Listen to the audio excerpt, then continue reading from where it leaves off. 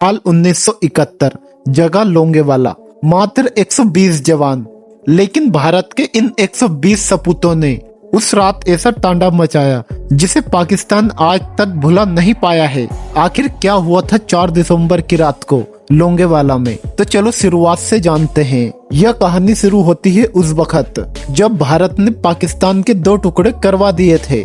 इसी से बौखलाए पाकिस्तान ने योजना बनाई भारत की पश्चिमी सीमा पर हमला कर भारत पर जवाबी कार्रवाई की योजना बनाई। 40 से ज्यादा टैंक और 2000 से ज्यादा सैनिकों ने भारत के लोंगेवाला पर आक्रमण कर दिया, जिनका मुकाबला करा मात्र 120 भारतीय सैनिकों ने।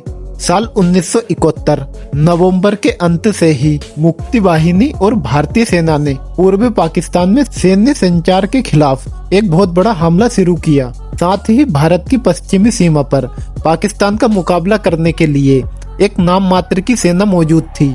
इस बात की खबर जैसे ही पाकिस्तान को लगी तो उसने इस जगह पर कब्जा करने की योजना बनाई। पाकिस्तान की योजना ऐसी थी, इस जगह पर कब्जा कर भारत पर दबाव बनाया जा सके। पाकिस्तान का पहला टारगेट जैसलमेर में लोकेटेड लोंगेवाला था। पाकिस्तान की खुफिया एजेंसी के अनुसार इस जगह पर मात्र 120 सैनिक तैनात है, इन्हें आसानी से हराया जा सकता है। पाक सेना ने ऐसी योजना बनाई, पहले लोंगेवाला, फिर रामगढ़ और फिर जैसलमेर को टारगेट किया जा सके। पाक ब्रिगेडियर तारिक अहमदगी की ऐसी योजना थी, नाश्ता लोंगेवाला में, दोपहर का भोजन रामगढ़ में और जैसलमेर में रात का खाना खाया जा सके। योजना के मुताबिक पाक सेना में 2000 से ज्यादा सैनिक, 40 से ज्यादा टैंक शामिल थे। यह पूरी सेना शाम होते होते लोंगेवाला के काफी करीब पहुंच चुकी थी, लेकिन पूरी रात चले इस युद्ध ने पाकिस्तान को झंझोड़ कर रख दिया था। लोंगेवाला भारत पाकिस्तान की सीमा पर लोकेटेड एक सेना चौकी है। उस समय इस जगह पर मेजर कुलदीप सिंह चांदपुरी के नेतृत्व में एक सैन्य दल यहाँ ड्यूटी कर रहा था। यह चौकी रेगिस्तान के एक ऊंचे हिस्से पर मौजूद थी। यहाँ बड़े वाहनों को पहुँचना कुछ मुश्किल था। सीमा के पास कांटेदार फेंसिंग लगी हुई थी। मेजर कुलदीप सिंह की बटालियन के पास मुख्य हथियार के तौर पर मोटार, मीडियम मशीन गन और एक जीप से जुड़ा हुआ छोटा तोप मौजूद था और कुछ लैंड माइंस। लोंगेवाला से सबसे नजदीकी जो कैंप मौजूद था साटेवाला, वो भी 17 किलोमीटर दूर था। 3 दिसंबर के पाकिस्तान के हवाई हमलों को मद्देनजर रखते हुए मेजर कुलदीप सिंह ने 20 लोगों की एक टीम को लोंगेवाला से 3 किलोमीटर आगे भेज दिया था। इनका काम था पाकिस्तान की गतिविधियों पर नजर रखना। 4 दिसंबर की रात सेकंड कमांडर धर्मपाल की टुकड़ी ने मेजर कुलदीप सिंह को तुरंत इन्फॉर्म किया, पाकिस्तान के कई सारे टैंक सीमा पार करते हुए दिखाई दे रहे हैं। इसके तुरंत बाद भारतीय जवानों ने इस बात की पुष्टि की और देखा पाकिस्तान का एक बहुत बड़ा काफिला लोंगेवाला की ओर बढ़ रहा है। मेजर कुलदीप सिंह ने तुरंत आगे संपर्क किया और सैनिकों और हथियारों की मांग की, लेकिन सैनिकों को लोंगेवाला तक पहुंचने में 6 घंटे का समय लगने वाला था। सेना मुख्यालय ने मेजर कुलदीप सिंह को निर्देश दिए, जब तक सैन्य मदद ना पहुंचे पीछे हट जाओ या युद्ध ना करो या रामगढ़ पहुंचकर कुछ योजना बनाओ। लेकिन मेजर कुलदीप सिंह और उनकी टीम का फैसला लड़ने का था।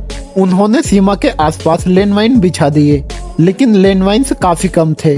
पाकिस्तानी सेना ने रात 12:30 पर एक आक्रामक अभियान चलाया, जिसमें बीएसएफ के 10 ऊँटों में से 5 ऊँटों की मौत हो गई। अब पाकिस्तानी सेना सीमा पार कर चुकी थी, लेकिन भारतीय सैनिक जब तक चुप रहे तब तक दुश्मन 30 मीटर की रेंज में ना आ गए।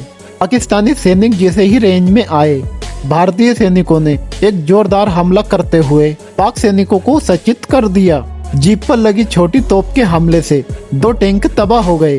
पाकिस्तानी सेना की योजना के मुताबिक जैसलमेर तक फतेह करना था, इसलिए वह ईंधन के बैरियर टैंकों पर बांधकर लाए थे, लेकिन जीप पर लगी छोटी तोप के प्रहार से ईंधन विस्फोट कर गया और यह विस्फोट इतनी तेज हुआ, इससे निकलने वाली आग की लपटों से ऊंचाई पर खड़े भारतीय सैनिकों ने प्रभावी ढंग से निशाना बनाने में कारगर रहा, जिससे पाकिस्तान के 12 टैंकों को तबाह कर दिया। पाक सेना ने लैंडमाइंस होने का एक गलत अंदाजा लगाया और हमला 2 घंटे के लिए रोक दिया। लेकिन वह समझ पाते कि ये सारे लैंडमाइंस नहीं है, तब तक वह काफी समय गवा चुके थे। पाकिस्तान की ऐसी योजना थी, मुख्य रास्तों को छोड़कर भारतीय सैनिकों को घेरना था, लेकिन पाकिस्तान के टैंक रेगिस्तान में कहीं गुम होने लगे। अब तक पाक सेना के कमांडर का आत्मविश्वास भी डगमगाने लगा था। दूसरी ओर भारतीय सेना ने जब ये नजारा देखा कि पाकिस्तानी सेना खौफ में है, तो भारतीय सैनिकों का आत्मविश्वास और भी बढ़ गया। भारतीय सैनिकों ने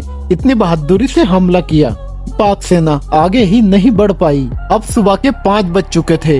लोंगेवाला के नजदीक ही भारतीय सेना का एयरबेस मौजूद था, लेकिन उस समय के फाइटर जेट में नाइट विजन उपकरण मौजूद नहीं था। लेकिन जैसे ही सवेरा हुआ, वायुसेना के हंटर जेट तुरंत सहायता के लिए पहुंच गए। वायुसेना ने पाक के सभी तोप और उपकरणों को मिसाइल से तबाह कर दिया। सेना के टैंक हंटर जेट को निशाना नहीं बना पाए और पाकिस्तान की वायुसेना घटना स्थल पर नहीं पहुंच पाई, क्योंकि वह कहीं और युद्ध में व्यस्त थे और लोंगेवाला में पाकिस्तानी टैंकों का एक कब्रिस्तान बन गया। भारतीय सैनिकों ने पहले ही 12 टैंक तबाह कर दिए थे और वायुसेना ने 22 टैंक और तबाह कर दिए। दोपहर तक पाकिस्तानी सेना लोंगेवाला को छोड़कर पूरी तरह भाग चुकी थी। 372 वाहन और 200 से ज्यादा सैनिक वहां मारे गए और वही दूसरी ओर भारत को कहीं महत्वपूर्ण क्षति नहीं पहुंची।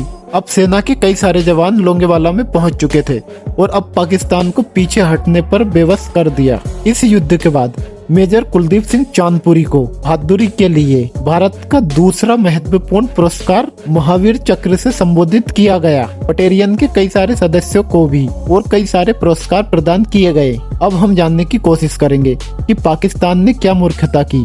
चांदनी रात में ऊंचाई पर बैठे सैनिकों से भिड़ गए और जो पाक सेना चीनी टैंक ले गए थे, वह भी रेगिस्तान में ज्यादा कारगर साबित नहीं हुए। इसमें भारतीय खुफिया एजेंसी भी विफल रही। सीमा के पास ही इतनी बड़ी टैंक सेना युद्ध की तैयारी कर रही है और लोंगेवाला में इतने हथियार भी मौजूद नहीं थे कि वह इतने बड़ी सेना का मुकाबला कर सके। लेकिन सच में वहां लड़ने वाला हर सैनिक बहादुर था। आर्मी बेस कैंप से पीछे हटने का आदेश मिल गया था, लेकिन पीछे हटना नहीं, जाबाजी से लड़ना स्वीकार किया।